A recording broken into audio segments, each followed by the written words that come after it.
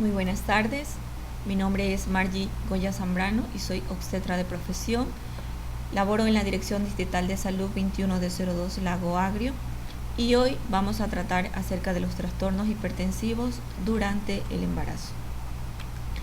¿Qué necesitamos concluir? Primero, ¿cómo debe de clasificarse a la embarazada con un trastorno hipertensivo? ¿Cómo se pueden reducir los errores en la toma de la tensión arterial? ¿Cuáles son los factores de riesgo que predisponen a la preeclampsia-eclampsia? ¿Cómo realizar el diagnóstico de preeclampsia-eclampsia? ¿Y qué usar para la prevención de preeclampsia-eclampsia? ¿Cómo debemos de tomar la presión arterial? La presión arterial se debe tomar con la paciente sentada cómodamente, sus pies sobre una superficie plana y con el brazo a nivel del corazón. Recordemos que la presión arterial no se puede tomar en decúbito supino por la presión aorto-cava, nos podría dar una hipotensión. Podemos tomar la presión arterial en decúbito lateral izquierdo y por lo menos 2 mediciones tomadas al menos con 15 minutos de diferencia, utilizando el mismo brazo y siempre tomar en cuenta la presión arterial más alta. Debemos de saber también qué es la proteinuria. La proteinuria es la presencia de proteínas en la orina y se considera significativa cuando es mayor de 300 miligramos en orina de 24 horas o relación proteinuria-creatinuria en muestra aislada de mayor a 30 miligramos miliosmol o mayor de 0,26 miligramos proteinuria sobre miligramos de creatinuria. Si no hay la disponibilidad de laboratorio, podríamos realizar una proteinuria en tirillas al azar y la podríamos considerar cuando ésta sea mayor a una cruz. ¿Cómo debemos de clasificar a la embarazada con un trastorno hipertensivo? Pues antes de las 20 semanas, como una hipertensión arterial crónica preexistente, preeclampsia-eclampsia en ciertos casos especiales, como aquella paciente que tiene un embarazo múltiple, aquella paciente que haya pasado por un antecedente de anticuerpos antifosfolipídicos o una paciente con antecedentes de enfermedad trofoblástica gestacional. Después de las 20 semanas nosotros la vamos a clasificar como una hipertensión gestacional, una hipertensión arterial crónica con preeclampsia-eclampsia sobreañadida y preeclampsia-eclampsia puntal. Existen otras. Entre estas otras nosotros tenemos a la preeclampsia-eclampsia posparto. Existe un efecto hipertensivo transitorio, existe el efecto hipertensivo de bata blanca y el efecto hipertensivo enmascarado. ¿Cómo definimos a la hipertensión gestacional? Se define como la presión arterial sistólica mayor de 140 milímetros y o la presión arterial distólica mayor a 90 milímetros mercurio en un embarazo mayor de 20 semanas. ¿Cómo definimos a la hipertensión arterial crónica? Se define como la presión arterial mayor sistólica mayor a 140 y la presión arterial distólica mayor a 90 en un embarazo menor de 20 semanas. Ausencia de proteinuria excepto en los casos de lesión renal. Preeclampsia se define como la tensión arterial mayor de 140 sistólica y la tensión arterial distólica mayor a 90 a partir de las 20 semanas de gestación, con la salvedad, como explicaba en la clasificación anterior, antes de las 20 semanas en enfermedad trofoblástica gestacional, síndrome de anticuerpos antifosfolipídicos o en embarazo múltiple. Puede haber presencia de proteinuria, ausencia de proteinuria o puede haber presencia de signos de severidad. ¿Y cómo definimos a la preeclampsia con signos de severidad? Cuando la presión arterial está mayor a 160-110, cuando las enzimas hepáticas se elevan al doble de lo normal, cuando existe una trombocitopenia, es decir, que las plaquetas disminuyen a menos de 100.000, cuando existe una insuficiencia renal progresiva y se evidencia un aumento de la creatinina sérica de 1.1 miligramos decilitros o el doble de las concentraciones séricas. Además, un edema agudo de pulmón, y existen también alteraciones hepáticas, neurológicas y afectación visual. En las alteraciones hepáticas podemos encontrar una epigastralgia, dolor a nivel del cuadrante superior derecho del abdomen, náuseas y vómitos. Alteraciones neurológicas como cefalea persistente, hiperreflexia tendinosa, alteraciones sensoriales y confusión. En afectaciones visuales nosotros podemos encontrar que la paciente se queja con fotofobia, diplopía, visión borrosa y escotomas. ¿Qué es una eclampsia? ¿Cómo la definimos? Se define como el desarrollo de convulsiones tónico-clónicas generalizadas y o coma en mujeres con preeclampsia durante el embarazo, parto o puerperio. No se atribuye a otras patologías. ¿Cómo definimos al síndrome de Hell? Como sus siglas lo indican: hemólisis, difusión hepática y trombocitopenia. El 12 al 18% de las pacientes podrían ser normotensas, el 13% podrían no presentar proteinuria y es un trastorno separado de la preeclampsia. Para el manejo de los trastornos hipertensivos nosotros tenemos que activar el código azul mediante el diagnóstico, la estabilización y, si requiere, la referencia al segundo nivel de atención, mediante la organización del equipo, si existe la disponibilidad del personal de salud.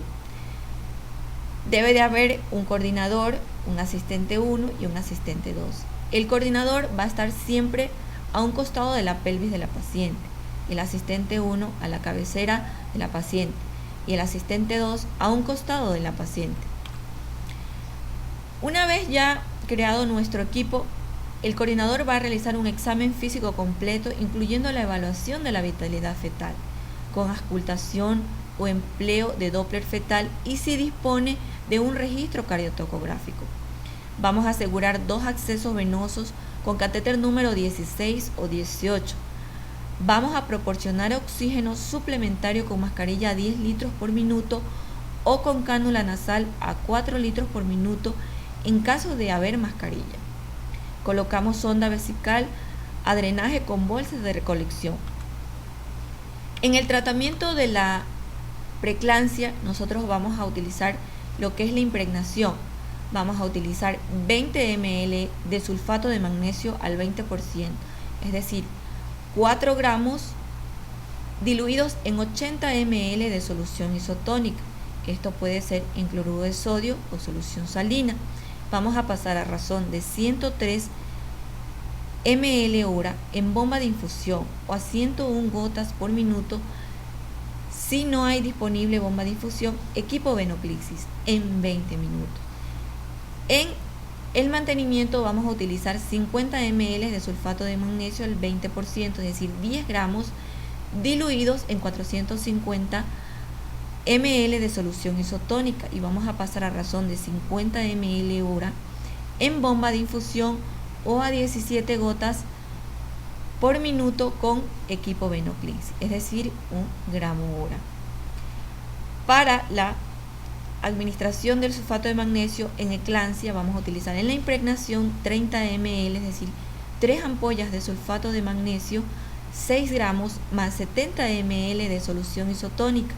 Vamos a pasar a razón de 303 ml hora en bomba de difusión o a 101 gotas por minuto con equipo de Venoclixis en 20 minutos.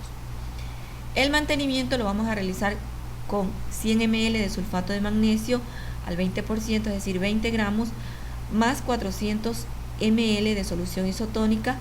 Vamos a pasar a razón de 50 ml hora en bomba de difusión o 17 gotas por minuto con equipo de Venoclixis, es decir, a razón de 2 gramos hora.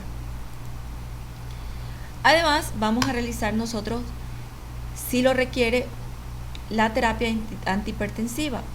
Vamos a iniciar cuando la presión arterial esté mayor a 160-110 con un antihipertensivo de primera elección como lo es el nifedipino a razón de 10 miligramos cada 20 o 30 minutos con una dosis de 60 miligramos dosis respuesta, y cada 6 u 8 horas con una dosis de 120 miligramos a razón de 24 horas. Vamos a realizar, si no cede la presión arterial, podemos utilizar hidralazina en bolos de 5 miligramos dosis respuesta.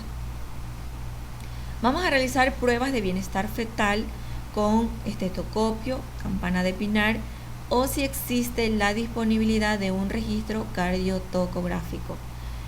Administración de maduración pulmonar entre la semana 28 y 34.6 si se lo requiere. Una vez estabilizada la paciente, realice y controle siempre los signos vitales: tensión arterial, frecuencia cardíaca, frecuencia respiratoria, saturación de oxígeno, cesorio, frecuencia cardíaca fetal y reflejos osteotendinosos cada 15 minutos. Controle y registre siempre la diuresis. Asegure el suministro de oxígeno suplementario si así lo requiere. Evaluar continuamente la presencia de signos premonitorios o signos de enfermedad de encefalopatía hipertensiva.